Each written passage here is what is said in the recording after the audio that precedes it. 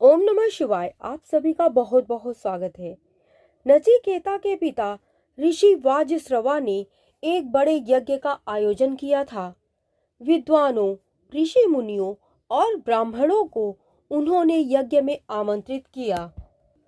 ब्राह्मणों को आशा थी कि यज्ञ की समाप्ति पर वाजश्रवा की ओर से उन्हें अच्छी दक्षिणा मिलेगी, लेकिन जब यज्ञ समाप्त हुआ और वाजश्रवा ने दक्षिणा देनी शुरू की तो सभी आश्चर्यचकित रह गए। दक्षिणा में वह उन गायों को दे रहे थे जो कि बूढ़ी हो चुकी थी और अपने जीवन का सारा दूध दे चुकी थी। यज्ञ के प्रारंभ होने से पूर्व वाजश्रवा ने घोषणा की थी कि वह यज्ञ में अपनी समस्त संपत्ति दान कर देंगे। इसी कारण यज्ञ में कुछ ज्यादा ही लोग उपस्थित हुए थे, पर जब उन्होंने दान का स्तर देखा तो मन ही मन नाराज होकर रह गए। क्रोध तो उन्हें बहुत आया, पर उनमें से कोई कुछ न कह सका। वाजश्रवा के पुत्र नचिकेता से यह न देखा गया। संपत्ति के प्रति अपने पिता का मोह उसे बर्दाश्त न हुआ। वह अपने पिता के पास जाकर बोला, पिताजी, ये आप क्या कर रहे हैं? देखते नहीं हो ब्राह्मणों को दान दे रहा हूँ, लेकिन ये गाय तो बूढ़ी हो चुकी हैं। आपको अच्छी गाय दान में देनी चाहिए। क्या तुम मुझसे ज्यादा जानते हो कि कौन सी चीज दान में देनी चाहिए और कौन सी नहीं? पिताजी, दान में वह वस्तु दी जानी चाहिए जो व्यक्ति को सबसे ज्यादा प्रिय हो, और सबसे प्रिय तो आपको मैं हूँ। आप मुझे किसको दान में देंगे? नचिकेता की इस बात का वाजश्रवा ने कोई उत्तर ना दिया, पर नचिकेता ने हट पकड़ ली। वह बार बार यही प्रश्न करता रहा कि पिताजी, आप मुझे किसको दान में देंगे? नचिकेता के पिता को गुस्सा आया और उन्होंने कहा, जा, मैं तुझे मृत्यु को दान में देता हूँ। और अगले ही पल वाजश्रवा ने सोचा, मैंने ये क्या कह दिया? अपने इकलौते पुत्र को यमराज को दान में दे दिया। नचिकेता भी दृढ़ निश्चयी बालक था। वह कहाँ पीछे हटने वाला था। पिता की बात सुनकर बोल पड़ा, मैं आपकी आज्ञा का पालन करूंगा पिताजी, आप बिल्कुल चिंतित ना हो। वाजश्रवा ने बहुत समझाया, पर नचिकेता ना माना।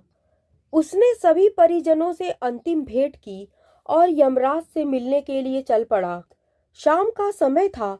पक्षी अपने अपने घोंसलों की तरफ लौट रहे थे, पर नचिकेता अपने लक्ष्य की ओर निरंतर बढ़ रहा था, बिना किसी थकान और पछतावे के।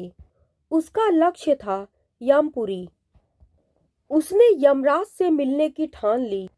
लगातार 3 पहर चलने के बाद वह यमपुरी के द्वार पर जा पहुंचा। वहां पर 2 यमदूत पहरा दे रहे थे।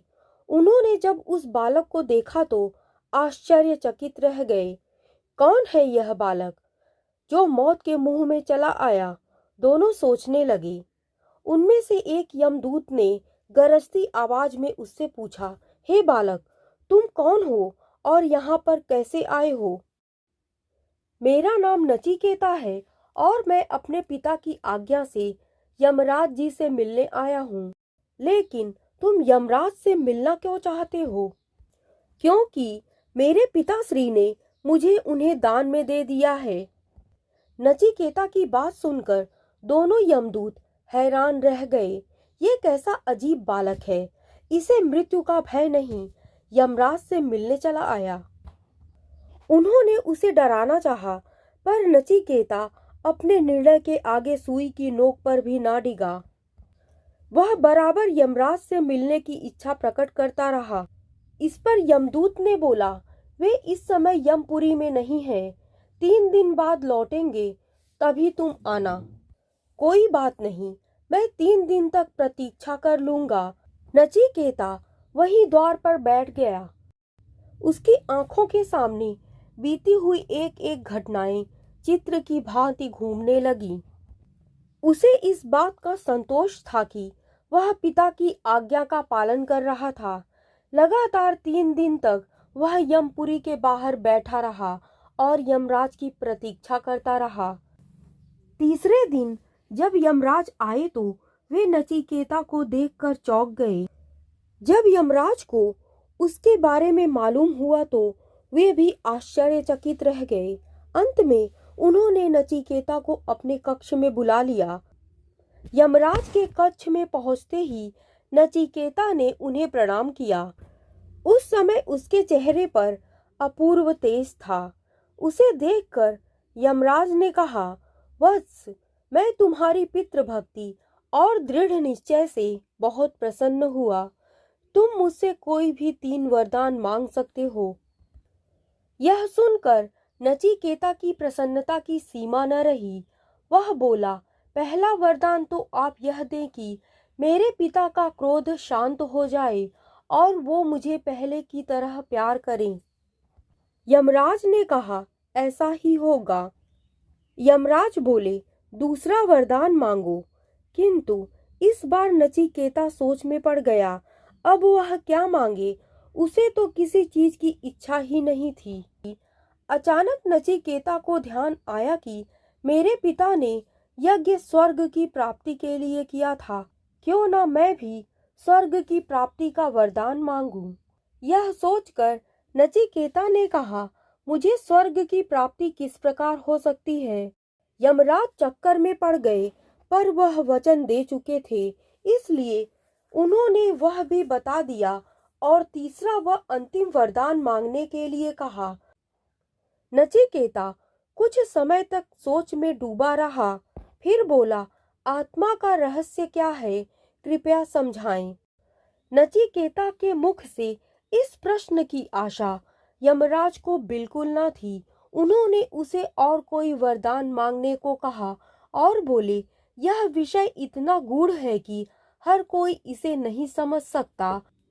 पर नचिकेता अपनी इस बात पर अड़ा रहा और निर्णायक स्वर में बोला, अगर आपको कुछ देना ही है तो मुझे इस प्रश्न का उत्तर दें, अन्यथा रहने दें, क्योंकि मुझे अन्य कोई भी वस्तु नहीं चाहिए। यमराज ने आशीर्वाद देते हुए बोला, वत्स, ये ऐसा रहस्य है जो मैं भी नहीं जानता, पर यदि तुम ज्ञान प्राप्त करो और विद्या अध्ययन करो तो तुम्हें सिर्फ इसी प्रश्न का ही नहीं बल्कि संसार के सभी प्रश्नों का उत्तर प्राप्त हो सकता है, क्योंकि विद्या वह खजाना है जिसके बराबरी संसार की कोई दूसरी वस्तु कर ही नहीं सकती। उसके बाद यमराज ने नचिकेता को आशीर्वाद देकर उसे उसके पिता के पास वापस भेज दिया। वहां से लौटने के बाद नचिकेता अध्ययन में लग गया, क्योंकि जीवन की सही राह उसे प्राप्त हो चुकी थी। उसी राह पर चलकर वह एक बड़ा विद्वान बना और सारे संसार में उसका नाम अमर हो गया।